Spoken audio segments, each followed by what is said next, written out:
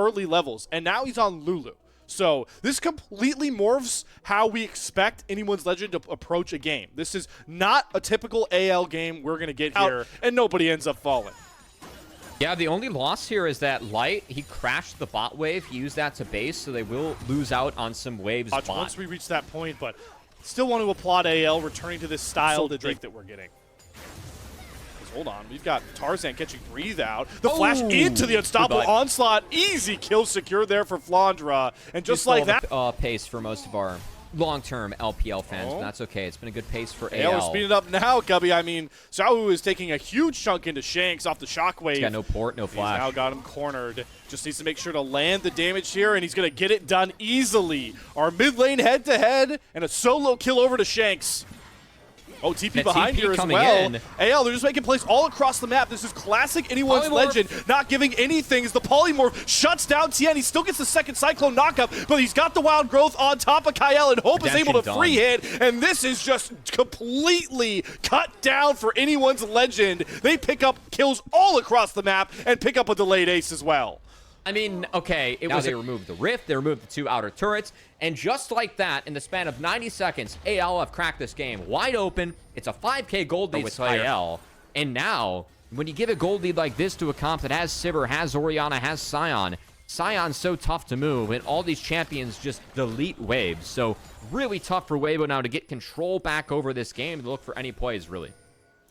You saw there the gold disparagement between these two teams. Hold on, Tarzan is looking for the shockwave combo with his patented Poppy. Crisp gets 1Z the blade down, but he is dead. The Weaver's Wall comes across, try to cut off these escapes, but look at the polymorph from Kyle. It catches Tien before he can even use the Cyclone. Enchanter Kyle still finding ways to make plays for anyone's legend, and they are starting to run away like a freight train with this game 1. Yeah, that was that game-breaking scaling tool.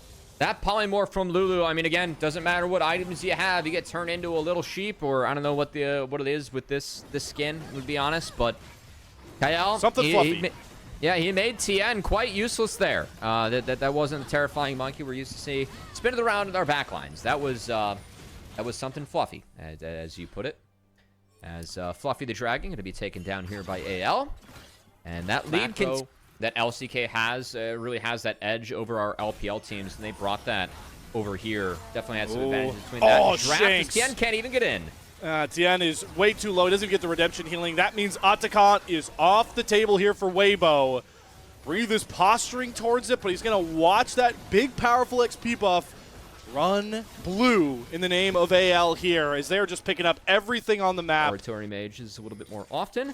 Expect to see Horizon Focus coming in second for the inventory. A little bit surprised to see this game on the Orianna, quite frankly, with Shanks piloting it well. Nice Shanks sidestep. He hasn't got hit by any of these solar flares just yet. Good stuff has presence to cancel Tien out of his Trickster dash, and there's the shockwave coming across. Shanks is locked in for the playoffs, and AL are right behind him with their laser focus as they find 2 kills with ease. And there's nothing for Weibo to really do right now. I mean, Light's even trying to figure out which escape angle he can really take as Tarzan is hunting him down. Still a fat 0 on the kill board for Weibo, and there is no indication that will change anytime soon. This game does not feel competitive, Slayer, as AL. I mean, once they got control, they have not looked back. And the speed at which they've taken the map away from Weibo definitely helped. They got the 3 grubs when they blew things up this quickly, as Breathe now loses his flash off of a poorly placed redemption from Crisp. That was placed better. Maybe they can save Breathe's flash. But it's going to be mid-inner falling throughout the chaos. And it really, like, again, Weibo can't even get a wave past River. Because any wave that you throw out to the middle of the map, it just gets instantly absorbed by Sion, Sivir, or Orianna, right? We haven't really felt the Weebs come together as a team this year. And it kind of has left us scratching our heads. Like, we don't know what the real strengths or weaknesses of this team are outside of Breathe and Tien being okay. This is a nice okay, here we go. Maybe. Yeah, they're looking for Kyle. He does use the wild growth, but he's getting burned down. The redemption buying some time. Hope's having to deal with Tien on the backside. Light gets through the transcendence, and they pick up a double kill very quickly before the TP flank can really manifest. Shanks, though, will be able to kill off Breathe thanks to his full combo. But there's some fire behind the butts of Weibo. I mean, again, if you're playing against this 5-stack composition, you have to find a way to present the Sion with angles and find a couple good engages as Tarzan. He's getting caught by Crisp. Another kill picked up. Shanks is too late to the flank here, and Flandra's tanky, but he hasn't got that fat of a health bar. Hold on, though. Shanks just deletes Xiaohu, but Flandra does drop off the map. Light is the real true damage dealer left, but look at the damage Shanks brings. He's just throwing down these combos, and Light without Transcendence, I don't think can really compete with Shanks. 2 levels down, and Shanks is trying to will a 1v3 on his own.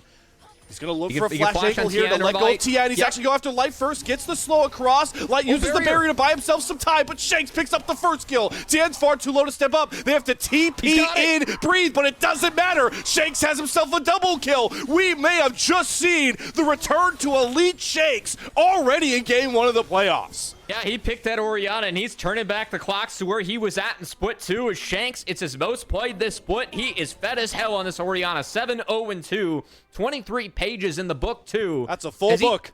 Yeah, he takes away any hope for Weibo to win out on that dragon, and it is instead going to be AL starting the Baron. Thanks to the delayed kills, the Shanks was able to pick up down numbers. I was surprised that AL ended up fighting that in the long haul, being down numbers, but Shanks being so damn fed early on was able to rip through Weibo, and I gotta say that Horizon focus, big difference between that and the Leandres with the targets that he found in the fight, because he was finding Xiaohu and Light, compared to the Leandres that has like 80 more AP behind it for the Horizon focus, not to mention the damage amp on the passive. So I think it really helped him get through the switch. From Xiaohu.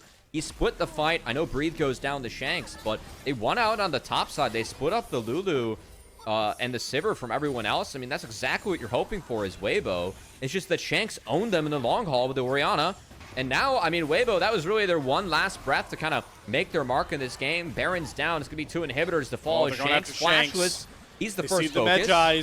They see the bounty. They want it. Shanks, he's been doing really good sidestepping damage all game long, and he does it again. Breathe just has no juice left in his smoothie to contend with Shanks, and he's going to make it Weibo's problem as he throws a double shockwave right towards their forehead, and Shanks calls game. A triple kill to lock in a 10-0 performance, and AL look like they're right back where they left off in Split 2, dominating LPL teams. The most played champs for each mid are now off the table, and it is Shanks getting the best of the legendary Xiaohu as he goes legendary in game 1. Tian falls, Light bound to follow, and anyone's legend. They make game 1 look pretty easier. Just Light left to contend with, looking for his 1v5 marksman moment that he will not get. Anyone's legend showing they're much buffer than their seeding in game 1. Yeah, I think the panic meter